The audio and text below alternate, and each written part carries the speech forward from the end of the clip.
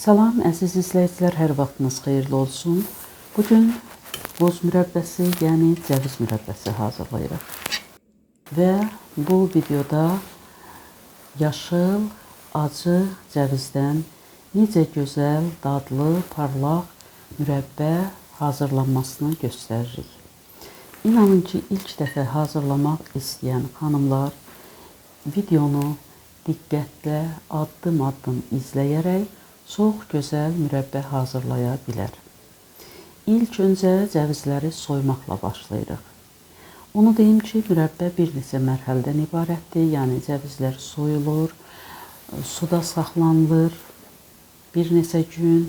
Sonra əhəngli və yaxud sodalı suya salınır. Orada da biraz saxlandıqdan sonra qaynadılır. Ondan sonra deşilir. Sonra şərbət hazırlanır və son mərhələdə şərbətə əlavə edilərək mürəbbə hazır olur. Çoxları buna çox mürəkkəb, çətin bir iş kimi baxır və bir qədər vaxt aparanda bu mürəbbəni tələm-tələsik bişirmək olmaz. Cəviz mürəbbəsinin nazını çəkə-çəkə bişirmək lazımdır ki, gözəl mürəbbə alınsın.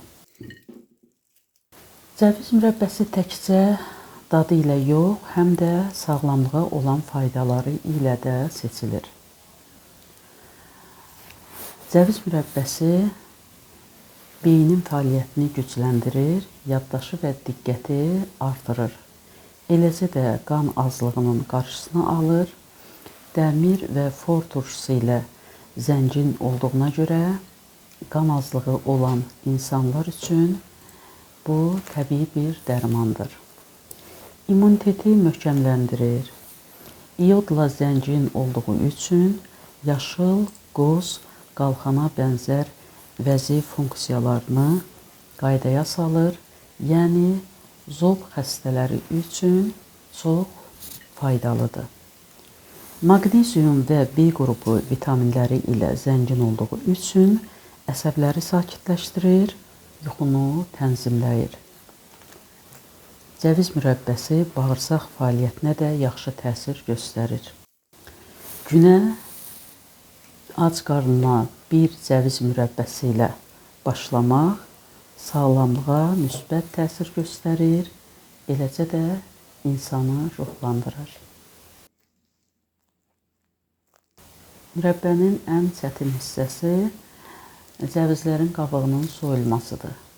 Çünki həm əlləri qaraldır, həm də biraz sərtdir. Yəni bir qədər vaxt aparır. Mütləq əlcək yemək lazımdır. Tərkibində o qədər yod var ki, yəni əlləri əlcəyin üzərindən də belə əlləri qaraldır. Yaxşı olar ki, bıçağın tutduğu baş barmaq hissəsinə yara bandı sarınsın, üzərindən əlcək geyinsin. Yəni 1-2 ədəd yara bandı yapışdırılsa barmağa, o baş barmaq bir o qədər də qaralmaz. Soyub bitirdikdən sonra üzərini örtənə qədər su əlavə edirik. Gördüyünüz kimi əlcəyin altında da barmaqları qaraldı. Bütün cəvizləri soyduqdan sonra bir dəfə də suyun altından keçiririk. Sonra üzərini örtənə qədər su əlavə edirik. Yaxşı olar ki, düz bir boşqab üzərinə çevrilsin. Bütün cəvizlər belə olan zaman suyun əhatəsində olur. Gündə 3-4 dəfə olmaqla suyu dəyişirik. Əgər elə gün olar ki, imkan yoxdur, 2 dəfə də dəyişmək olar. O vaxt ki, cəvizlərin acılığı getdi, yəni bu 7 günə, 8 günə, ən uzağı 10 günə baş verir. Sonra cəvizləri sudan çıxarırıq və sodalı və yaxud əhəngli su hazırlayırıq. Mən söndürülmüş əhəng tapa bilmədiyim üçün sodadan istifadə edirəm. 1 litr suya 1 yemək qaşığı soda əlavə edib yaxşıca qarışdırırıq ki, tamamilə həll olsun. Bu ölçü ilə cəvizlərin üzərini bir qədər örtənə qədər sodalı su əlavə edirik və bu formada 2 saat qalmağı yetərlidir. 2 saat keçdikdən sonra cəvizləri götürüb yaxşıca suyun altında yuyuruq və yarım saat, 1 saat təmiz suda qalmağında fayda var. Sonra cəvizləri çəngəllə bir neçə yerdən deşirik. Bundan sonra isə qaynar suda biraz qaynadılacaq. Gördüyünüz kimi cəvizlər irili xırdalıdır. Yəni bəzən olur əncirdə, belə cəvizdə və müxtəlif meyvələrdən mürəbbə hazırlayarkən meyvələrin ölçüləri eyni olmaya bilir. Belə olan zaman mürəbbə hazır olduqdan sonra bankaya yığan zaman bankanın birinə nisbətən böyük meyvələri, digərinə kiçik meyvələri yığmaq daha məsləhətlidir. Yuyulub təmizlənmiş cəvizlər qaynayan suya əlavə edilir. Yenidən qaynara düşdükdən sonra 10 dəqiqə qaynadılacaq. Bu müddətdə şərbəti hazırlayırıq. Şərbət üçün 3 kiloqram yarım şəkər tozu götürürük.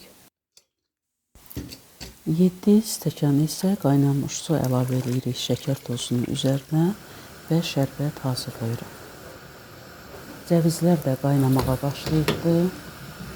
10 dəqiqə qaynatdıqdan sonra cəvizləri qaynayan sudan çıxarırıq. Soyuq suya əlavə edirik.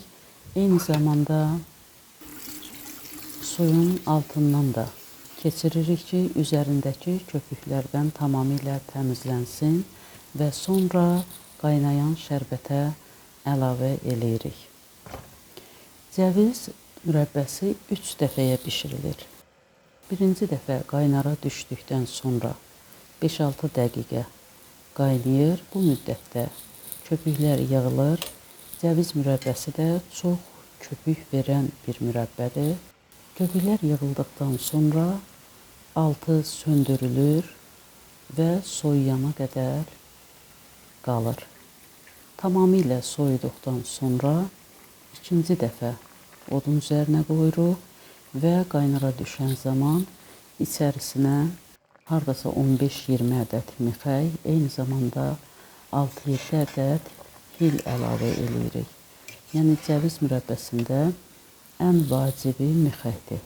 Qalan ədviyalar zövqə görədir. Əmələ gələn köpükləri tez-tez yığırıq. 6-7 dəqiqə qaynadıqdan sonra yenə də qazanın altını söndürürük. Üçüncü dəfə mürəbbə hazır olana qədər qaynadılacaq. Bu arada bu cəvizlərin Naxçıvandan mənə çatdırılmasında əməyi keçən hər kəsə tək-tək təşəkkür edirəm. Ağzınız həmişə şirin olsun. Haqqınızı halal edin.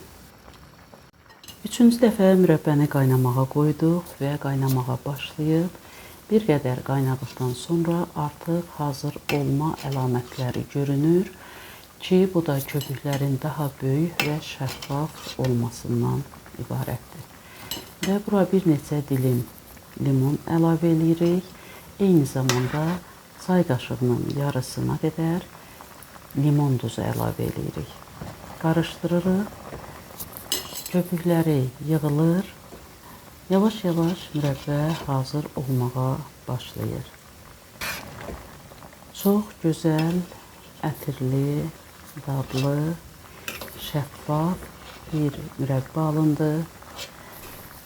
Düzünə qalsa, mən bu mürəbbəni əhəng tapmadığım üçün soda ilə elədim və beləsi daha çox xoşuma gəldi. Əvvəllər əhənglə, yəni əhəngli suda yatıranda cəvizlər daha sərt olurdu. İndi isə cəvizlər bir qədər kövrək, eyni zamanda çox gözəl, dadlı, tamlı eynilə uşaqlıqda yediyim mürəbbəni xatırlatdı.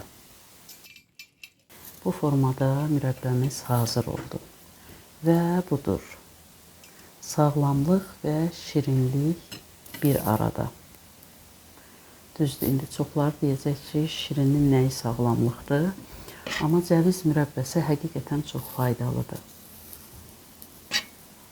Və mürəbbə soyuduqdan sonra bankalara yerləşdiririk.